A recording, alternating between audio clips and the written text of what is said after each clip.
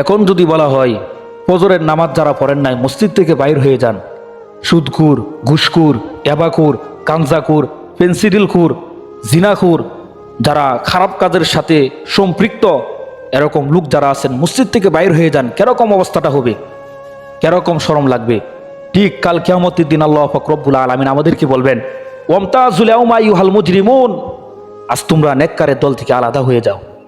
আল্লাহ পাক রব্বুল আলামিন বলবেন, আলাম আহাদ ইলাইকুম ইয়া বানি আদম, হে বনি আদম, আমি কি তোমাদেরকে বারবার বলি নাই আল্লাহ তা'বুদুশ শাইতান, শয়তানের অনুগত্য করো না।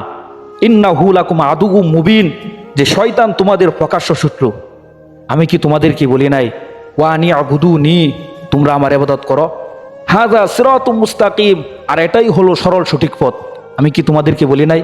আল্লাহ পাক রব্বুল আলামিন বলেন, ওয়ালাকাদ আদাল্লা মিনকুম জিবিল্লান কাসীরা আফালাম তাকুনু তাকিলুন, তোমরা কি শুনো নাই, তোমরা কি জানো না যে পূর্বে বহুজাতি শয়তানের অনুসারী হওয়ার কারণে, শয়তানের আনুগত্য করার কারণে আমি বহু জাতিকে ধ্বংস করে দিয়েছি, আমি বহু জাতিকে পথভ্রষ্ট করে দিয়েছি। তোমরা কি এটা জানো না?